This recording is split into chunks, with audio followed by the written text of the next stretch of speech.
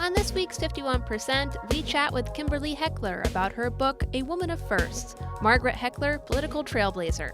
A Massachusetts Congresswoman in the 60s, 70s, and 80s, Margaret Heckler worked on bills like the Equal Credit Opportunity Act, Title IX, and the Equal Rights Amendment. In her new book, daughter-in-law Kimberly looks back on Margaret's legacy. We are now at the 50th anniversary of that women's right to credit. I'm Jessie King. It's all up next on 51%.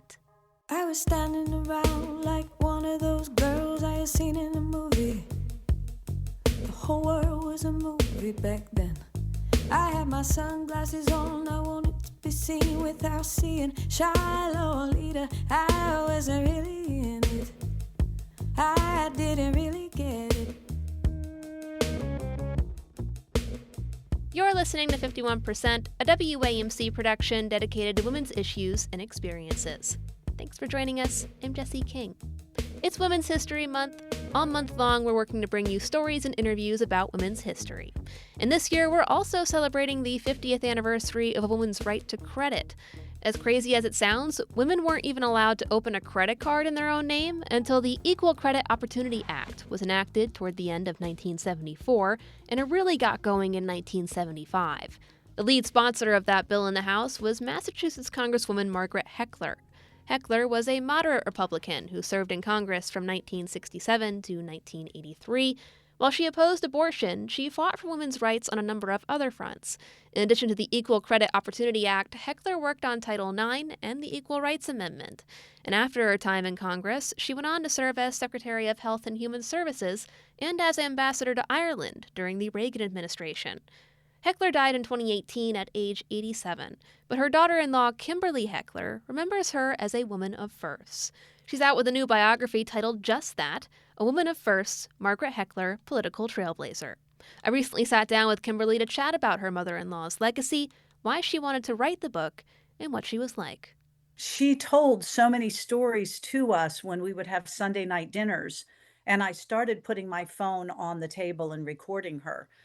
The stories were so many, and her roles were so many that I just thought I was sitting with a historical figure, and I did not want to waste my time. I felt like anything else would be wasting an opportunity with this incredible woman that fought and was a trailblazer for women's rights.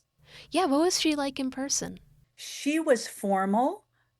She always came dressed for dinner, coming over to see the kids. There was always a scarf. She always had her lipstick on.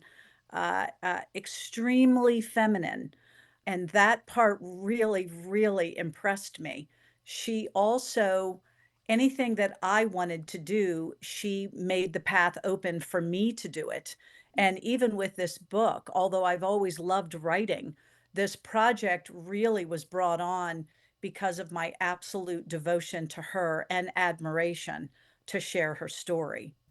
Well, let's get into that story a bit. Tell me about Margaret's early life and how that sort of shaped who she became as a legislator.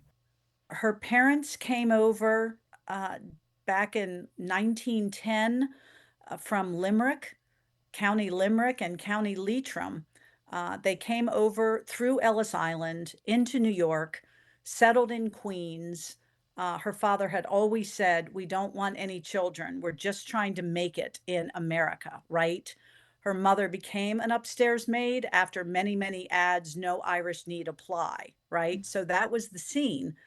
She gets pregnant with Margaret, and her father was in fact an alcoholic. And he had said, remember, we had said no children, so we're giving the child up.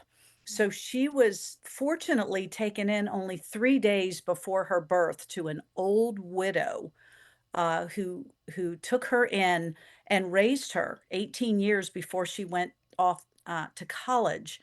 And that ended up being a blessing for her through all Irish Catholic girls' schools.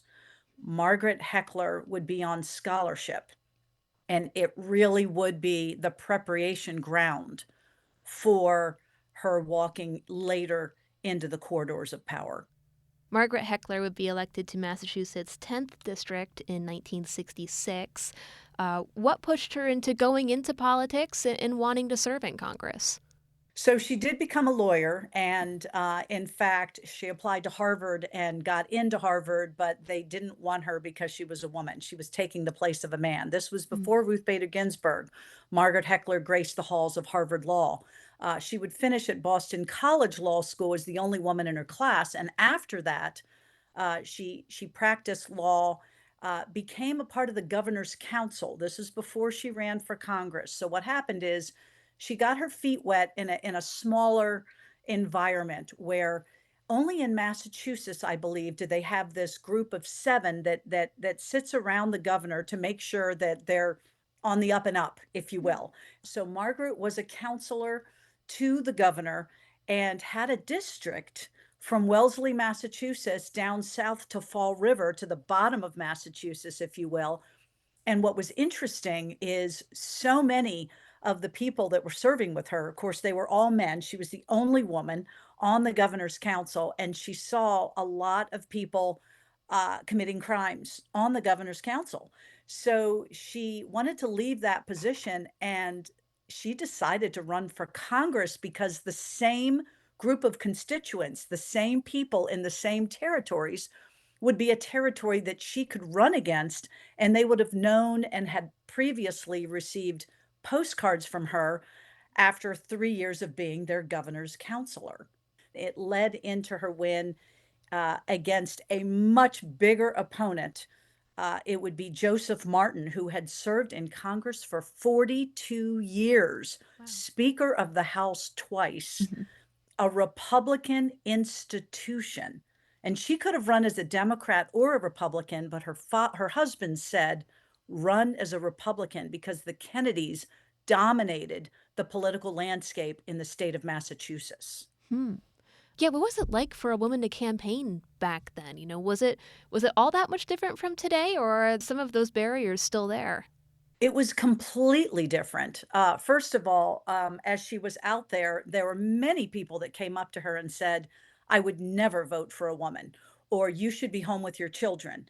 But what she decided to do, which was very unique, she had an old crusty newspaper editor from the West Roxbury Times say to her, you need to look like a man. You need to enter a man's world to get into this because women were not running in political offices like this very often. So she said that it was like a costume. She wore a gray suit to blend into the Massachusetts sky so that people would listen to her policies and not focus on the fact that she was a woman. Hmm. So she had to act like a man, and she was a lawyer, so she had the brain to go with it. And so when she won in 1966, coming in January of 1967, she would be the only newly elected woman to Congress, if you can imagine it. 70 men and Margaret Heckler. Looking at her policies, what were some of the biggest issues that she wanted to work on? Your book touches on obviously her work with the ERA, the Equal Credit Opportunity Act, Title IX. Did she go in thinking, I want to work on women's rights? Well, it got switched on her. She first wanted to be on the Judiciary Committee. She was, in fact, a lawyer. And so she felt like this was a committee that she should be able to be on, but she was discriminated against joining. The man that was the chairman said, we won't have a woman on the Judiciary Committee. So she chose to be on Veterans Affairs. Her father had served in the Navy. And believe it or not, even though she was estranged from her father, she decided to join Veterans Affairs. The Vietnam War was going on. It had been going on for 10 years when she entered Congress. So by being on Veterans Affairs, again, the only woman on a male bastion committee, uh, she really had a say in what was going on with the veteran because she was responsible for the vets once they came back. But she also flew to Vietnam the first year as a congresswoman to say, I need to see what's going on over there. I don't want this war to continue. And she actually asked Lyndon B. Johnson, the president, when he met with the new freshman congressman and Margaret, if any of you have any questions for me. Her hand was the first one up. And he said, well, little lady, what do you have for me? And she said, Mr. President, what is going on? Why can't we end this war in Vietnam? And he yelled and he screamed obscenities at her. It was definitely a hot topic for him and a very emotional one. And after he was done and calmed down, she looked at him and said, Mr. President, you still haven't answered my question. So she went straight for Veterans Affairs, but she also, her very big push was more of a not just for women in her district, but for women nationally.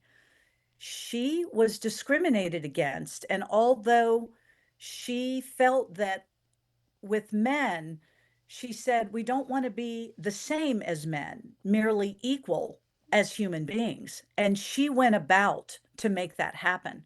Hers was a fight for the right for credit, the right for the Equal Rights Amendment, and the right for Title IX. This all occurred during her 16 years in Congress. And during that second wave of feminism, these three laws happened. Now, the Equal Rights Amendment never actually passed, but it certainly, she put a lot of work behind the passing of the Equal Rights Amendment, but they were short 3 states. She did get it through with the help of Martha Griffiths, a Democrat on the left, one of her dear friends. They got it passed through the House and the Senate, only to not be passed through the states. So that was one of her greatest disappointments.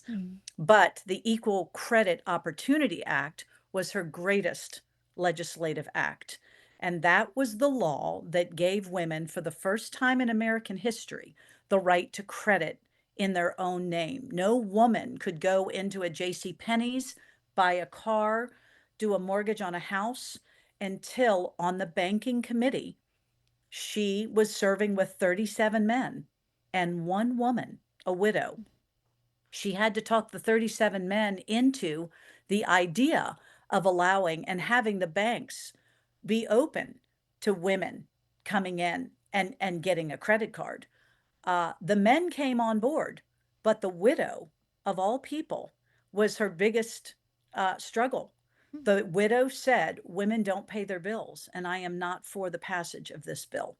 Huh. So not only did she have to convince the men, but she would have to convince the only woman besides herself on the Banking and Currency Committee. Can you imagine? You know, I've been doing this show long enough, or sitting in this interview chair long enough that I can imagine it a little bit. But, you know, it's definitely frustrating to know that you have to convince everyone in the room to get on board with women's rights. Especially in that case, you think that as a widow, that lawmaker would understand the importance of being able to control your own finances. With that woman, she really was pulling the ladder up after herself. And when Margaret asked her in front of the entire committee, how could you, a widow, have this perspective? And she said, well, I've kept my deceased husband's rolls alive. In other words, all of the credit, she could walk anywhere in and use his credit cards, which was very disappointing for Margaret. That was her biggest battle. Her biggest battle for women, even after the law was signed in 1974, for women to get credit in their own name. Women still had a problem with economic equality, and that's why she fought for the Equal Rights Amendment, because she knew that in any committee that she would join, trying to fight for women, when she was a lawyer and was sitting at this desk, and the man in the next office was sitting at that desk, she could count on the fact that she would be getting paid less than him. And in most positions today, that is still the case.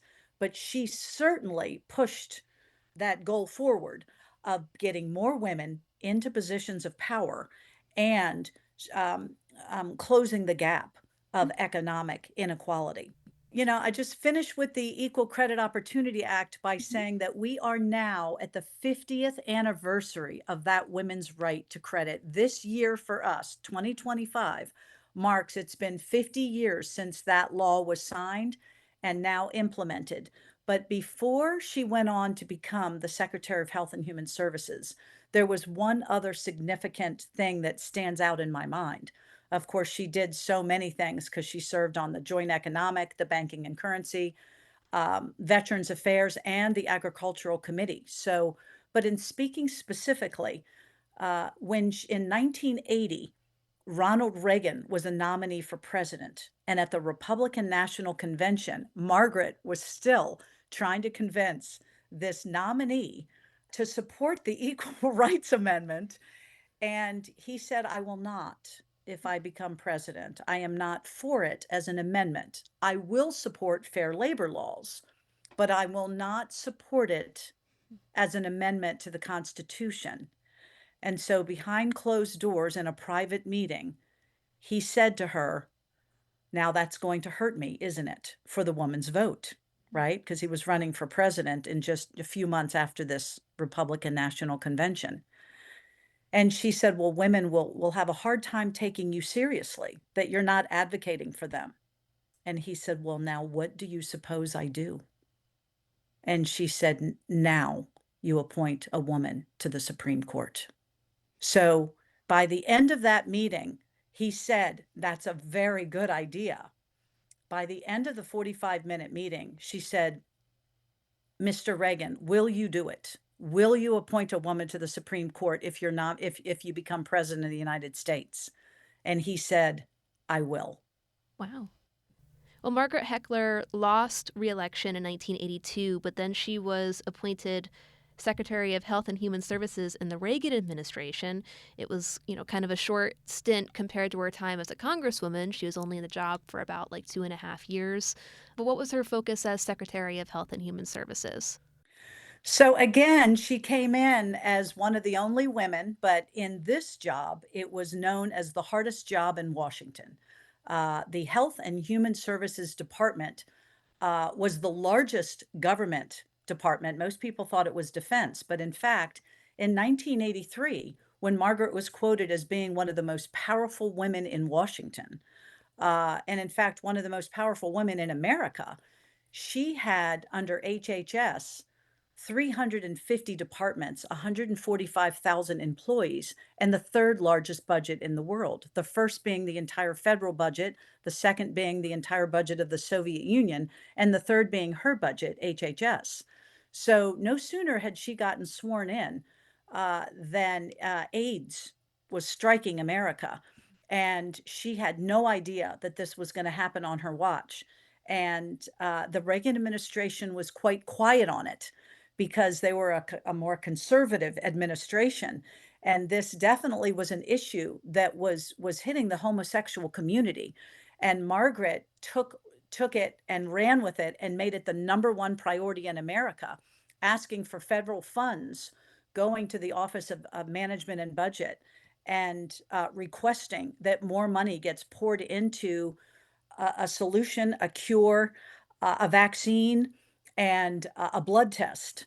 So she spent a lot of her time there at the beginning just visiting AIDS patients and trying to calm the quell and the hysteria that was happening, not so differently, but than what we just experienced with COVID, not wanting to drink from water fountains, not wanting to send kids to school, no swimming pools, that type of thing.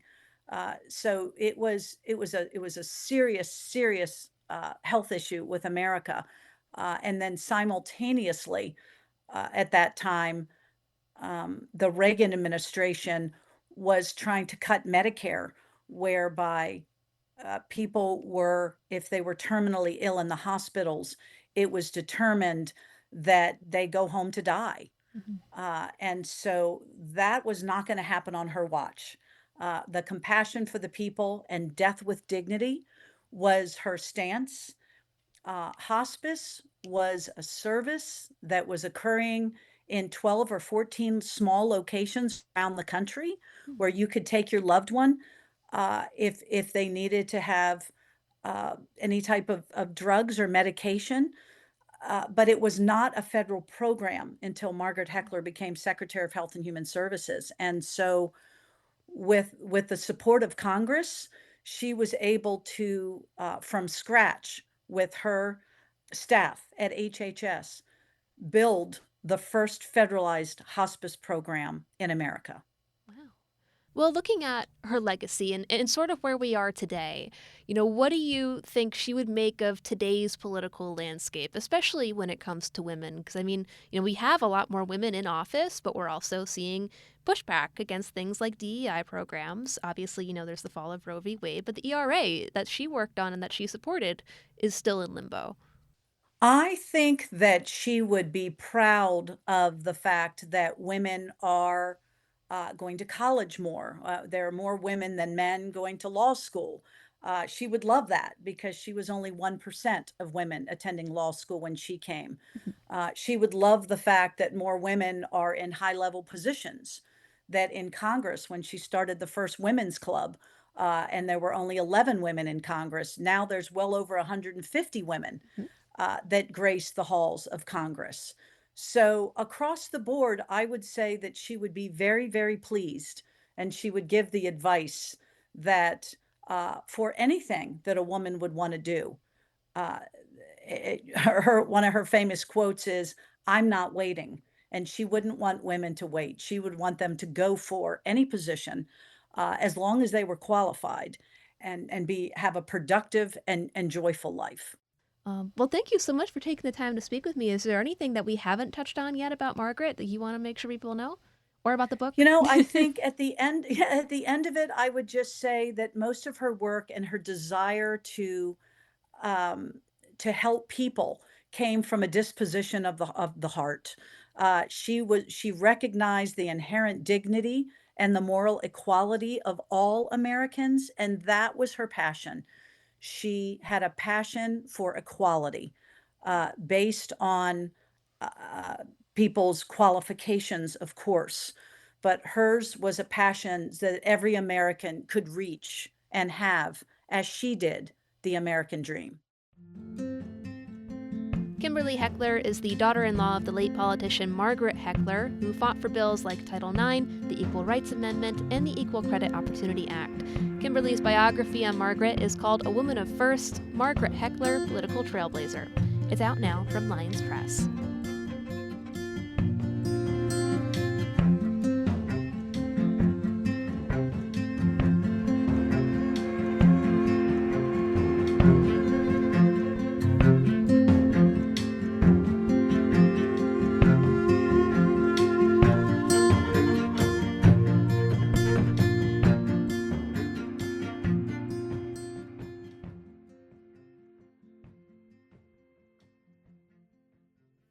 Authorities in New York State are working to increase public safety on college campuses, specifically by combating domestic and gender-based violence, as well as sexual assault.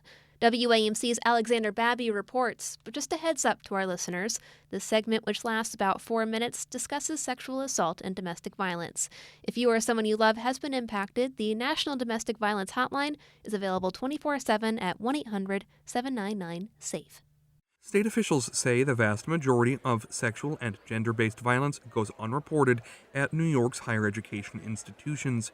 A discussion at State Police headquarters in Albany focused on the role of campus safety organizations in preventing rapes, assaults, stalking, and other crime, and supporting victims. Kelly Nicholas Owens is executive director of the New York State Office for the Prevention of Domestic Violence. All of the systems that interact with a survivor or victim of domestic violence have three pillars in and how they approach it.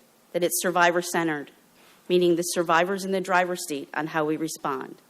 That it's trauma-informed, and that it's culturally responsive, and that we can't just take that one incident because there's historical trauma. In addition to being the only state with a cabinet-level position for domestic violence prevention, New York also recognizes April as Sexual Assault Prevention Month. State Police Superintendent James Bruin says sexual violence is a serious challenge facing colleges and universities across the state. He says most cases are not reported to police. I took the liberty to review some statistics which indicate 1 in 5 women and 1 in 16 men were sexually assaulted while going to college. It's estimated that 80% of sexual assaults on college campuses go unreported. Megan Malone is a gender violence prevention specialist with the State Office for the Prevention of Domestic Violence. She says language is key and says many survivors don't feel that they're victims. She says responders need to be able to understand the victim's perspective. On the other side of that is abusive partner individual. There may be victims that are kind of off-put by hearing the words abuser, perpetrator, possibly their ex-partners, current partners. Being called those things can be scary, off-putting. So just listening to how they are referring to that person. Former NFL and Syracuse University quarterback Don McPherson is working with the state on a project called Aspire New York.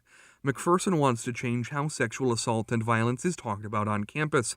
While a vast majority of gender-based violence is perpetrated by men, McPherson says heaping blame with labels like toxic masculinity does nothing to help. It is the silence of men that has allowed that term to characterize a generation of boys who've only heard their identity discussed in terms of being toxic. And I always remind people, before we use toxic to talk about masculinity or relationships, we most often use toxic to talk about waste. Instead, McPherson teaches what he calls aspirational masculinity. We need to reach them with a message that talks about not just prevention of violent crime or sexual crimes, but the promotion of what it means to be a healthy and whole person in a civil and just and peaceful society.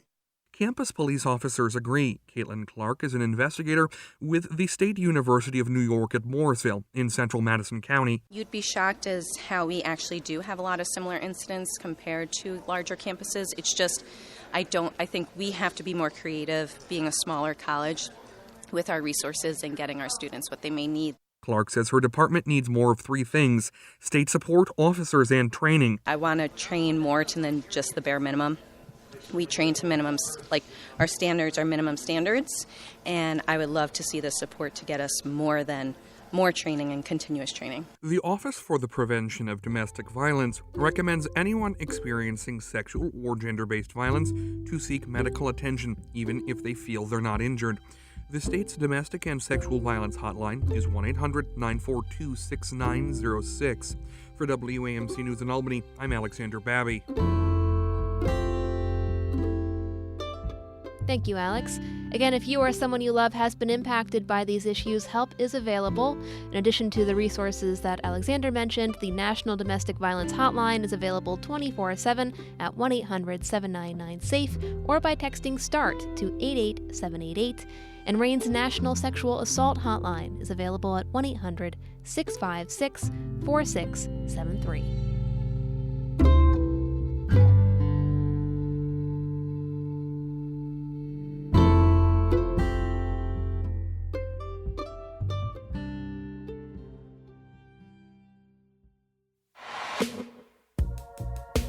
You've been listening to 51%. 51% is a national production of WAMC Northeast Public Radio based in Albany, New York. It's produced and hosted by me, Jesse King. Our associate producer is Madeleine Reynolds, and our theme is Lolita by the Albany-based artist Girl Blue. Just a reminder that you can listen to 51% anytime at our website, WAMCpodcast.org, or wherever you get your podcasts. And you can stay in the loop on all of WAMC's shows by signing up for our weekly newsletter, Airwaves, at WAMC.org. We hope you'll join us next week. Until then, I'm Jesse King, 51%. I was every single girl, I was nobody else, I was so sure of myself. I was 15 and a half. He was a hollow laugh. And I lost my cool somewhere along the way. The nightmare down the hallway. I had to learn how to look away. I lost my cool